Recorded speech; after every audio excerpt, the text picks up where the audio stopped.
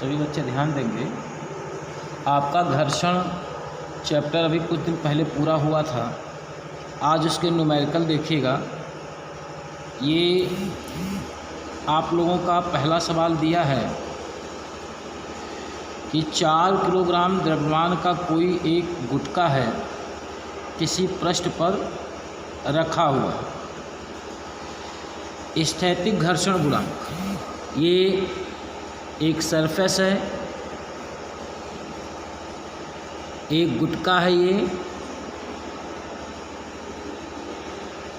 4 kilogram का है और स्थैतिक घर्षण गुणांक म्यू एस 0.4 है। गुटके व पृष्ठ के बीच जो घर्षण बल उत्पन्न होगा, मतलब स्थैतिक घर्षण बल हो रहा है, तो ये कितना घर्षण बल उत्पन्न होगा इसकी गणना हम लोगों को करनी है। और जी का मान दिया है 10 मीटर पर सेकेंड स्क्वायर दी। कोई दिक्कत नहीं, हम लोग स्थैतिक घर्षण बल का सूत्र लगाएंगे। Mu s R equal to क्या होता है एम जी, तो एफ एस इक्वल टू कितना हो जाएगा म्यू एस एम जी। तो म्यू एस की वैल्यू कितनी है 0.4, एम की वैल्यू है 4, जी का मान कितना है 10। दोनों डिजिट का हम यहाँ पे मल्टीप्लाई करें अगर, तो ये आ जाएगा जा करके आपका आंसर कितना आएगा 16 न्यूटन। ये हमारा घर्षण बल ज्ञात है। ये पहला सवाल छोटा सा था। सेकंड न्यूमेरिकल लिखा हुआ है एक सड़क पर 10 मीटर प्रति सेकंड की चाल से कोई पिंड खिसकता है। प्रारंभिक वेग 10 मीटर प्रति सेकंड है। 50 मीटर दूरी चलने के बाद s बराबर 50 मीटर है। विरामावस्था में आ जाती है, मतलब अंतिम वेग 0 हो गया।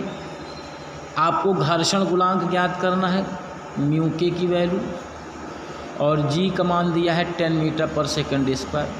तो हमारा पिंड गतिमान अवस्था में, सबसे पहले हम लोग क्या करेंगे, एक्सीलरेशन निकालेंगे, त्वरण v स्क्वायर बराबर u स्क्वायर माइनस 2as से। v का मान 0 है, u की वैल्यू आपका 10 दिया है तो स्क्वायर है, तो 10 इंटू 10 माइनस 2 हुआ। a इंटू एस की वैल्यू कितनी दी है 50 मीटर। आगे इसको हम लोग सॉल्व करते हैं तो 100,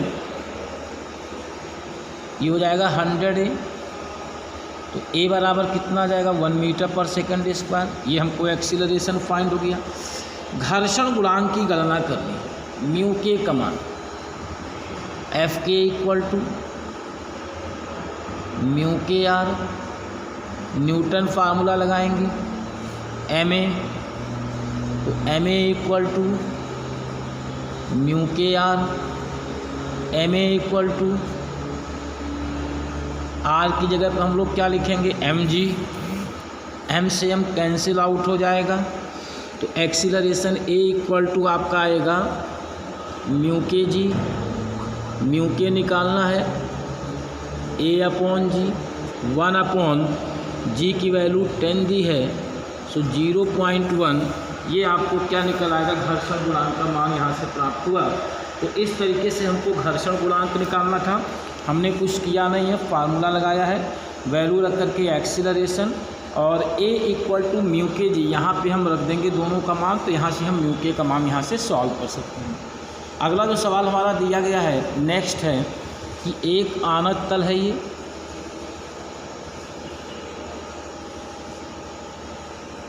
30 डिग्री पे है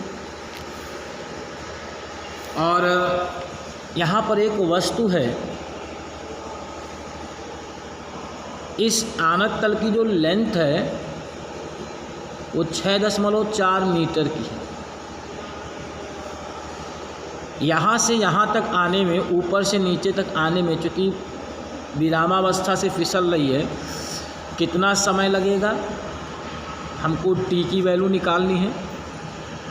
आपको मालूम होना चाहिए कि सभी वस्तुओं का भार नीचे की ओर काम करता है। भार का एक घटक ये हुआ, एक घटक ये हुआ mg sine theta mg cos theta. पीछे की ओर क्या लगेगा, घर्षण बल लगेगा, कौन सा, गति घर्षण बल।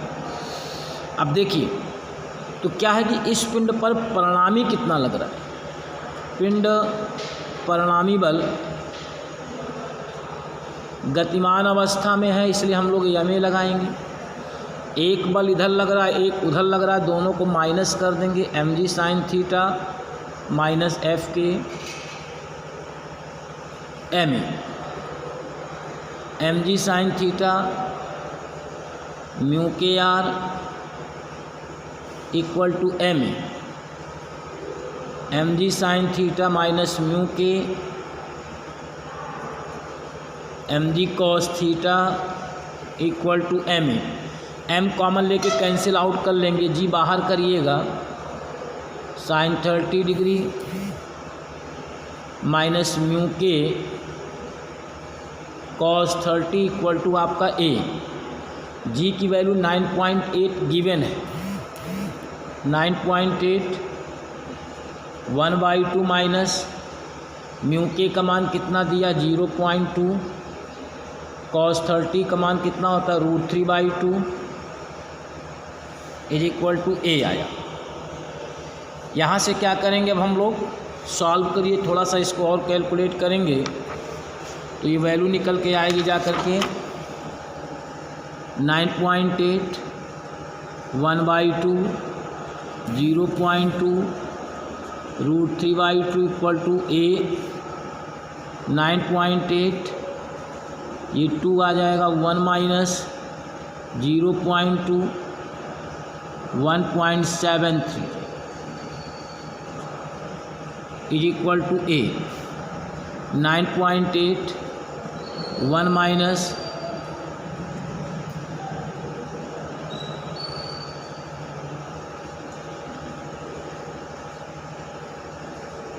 या 0.2 आ गया, इससे हम लेस करेंगे 3464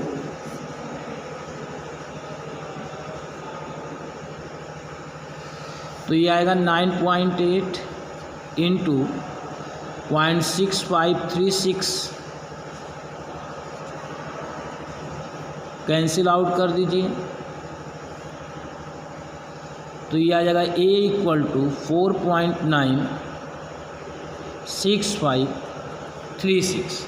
ये इसको आप लोग सॉल्व करेंगे, मल्टीप्लाई करेंगे तो मेरे ख्याल से देख लीजिएगा, कैलकुलेशन एक बार चेक कर लीजिएगा, 3.2 मीटर पर सेकंड स्क्वायर एक्सीलरेशन आ जाएगा। s equal to ut plus half at square, ये 0 हो जाएगा, हाफ एक्सीलरेशन 3/2 टाइम निकालना है, s का मान 6.4 गिवन है, 1.6 टी स्क्वायर डिवाइड करेंगे T square equal to 4 root ले लेंगे, आपका आंसर कितना जाएगा 2 सेकंड। तो इस तरीके से पूरे क्वेश्चन का सॉल्यूशन था, इसको आप लोग देख करके करेंगे। बाकी कल हम आप लोगों को न्यू चैप्टर स्टार्ट करेंगे, जूम क्लास रहेगी आपकी कल, और इसके न्यूमेरिकल लगाएंगे। जो नहीं आएगा आप उसको व्हाट्सएप करके पूछ सकते हैं, या बाद में समय मिलेगा तो दोबारा फिर हम आपको एक्सरसाइज करवा देंगे। धन्यवाद।